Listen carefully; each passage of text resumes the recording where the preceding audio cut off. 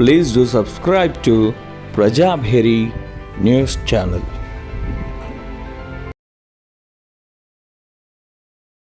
పాత్రికేయ మిత్రులకు అఖిల భారత ప్రగతిశీల రైతు సంఘం ఏఐపీకేఎస్ తెలంగాణ రాష్ట్ర కార్యవర్గం ఈ నెల 24వ తేదీన హైదరాబాద్ జరిగింది. ఎలాంటి షరతులు లేకుండా 2 లక్షల రుణమాఫీ రైతులకు వెంటనే చేయాలని, ఏదైతే రైతులు కోరకుండానే అనేక వాగ్దానాలు చేసి అధికారంలోకి వచ్చిన రేవంత్ రెడ్డి ఆ వాగ్దానాలన్నింటి కూడా అమలు చేయకుండా పాక్షికంగా మాత్రమే చేస్తూ తన కాలం గడుపుతా ఉన్నాడు. ఈ నేపథ్యంలో రాష్ట్ర వ్యాప్తంగా ఆందోళన చేయాలని చెప్పి పిలుపునివ్వడం జరిగింది. ఈ రోజు నిజామాబాద్ జిల్లా కలెక్టర్ గారికి విజ్ఞాపన పత్రం ఇచ్చి ఏదైతే 2 లక్షల రూపాయల రుణమాఫీ ఎలాంటి షరతులు లేకుండా, అట్లాగే 2 పంటలకు 15,000 రూపాయల రైతు భరోసాను వెంటనే ఇవ్వాలని, రైతు బీమా, పంటల బీమాని ప్రీమియం ప్రభుత్వం చెల్లించి చేయాలని చెప్పేసి మేము కోరుతా ఉన్నాం. ధరణి సమస్యల వల్ల ఆత్మహత్యలు చేసుకున్న కుటుంబాలను కూడా ఆదుకోవాలని చెప్పేసి ఈ సందర్భంగా ధరణి సమస్యలన్నీ కూడా పరిష్కారం చేయాలని చెప్పేసి మేము డిమాండ్ చేస్తూ రాష్ట్ర వ్యాప్తంగా ఆందోళనకు పిలిపివ్వడం జరిగింది.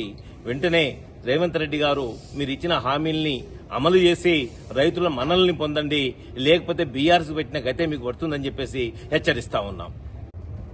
మిత్రులారా, అరుగులు గ్రామంలో ఈ నెల 8వ తారీఖున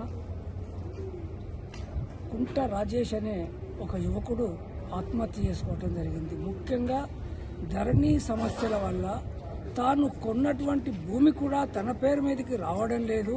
రిజిస్ట్రేషన్ చేసినా కానీ వాళ్ళు ఆ తప్పున్నది ఈ తప్పున్నది అనుకుంటూ జరిపి అసలు అక్కడ ఉన్న భూమి కొంత అయితే వీళ్ళు ఎక్కువ మందికి పట్టాలు ఇవ్వటం జరిగింది. అక్కడ లేని వాళ్ళకు కూడా పట్టాలు ఇవ్వటం వల్ల ఈ ధరణి సమస్య ముందుకు రావటం జరిగింది. కాబట్టి ఆ పద్ధతులనే వీళ్ళ పేరు మీదకి, వీళ్ళు కబ్జాలో ఉన్న భూమి కూడా వీళ్ళ పేరు మీదకి రాలేదు. అందుకోసం తాను అప్పులు బాగా పెరిగినాయి కాబట్టి అమ్మైనా అప్పులు కట్టుకుందామంటే ధరణి లోపాల వల్ల ఆ అమ్మకానికి కూడా రాలేదు. అందుకోసం 2 చిన్న పిల్లలు, భార్య, వాళ్ళ తల్లిని కాదని చెప్పి ఈ అవమానాలను భరించలేక ఆత్మహత్య చేసుకోవడం జరిగింది.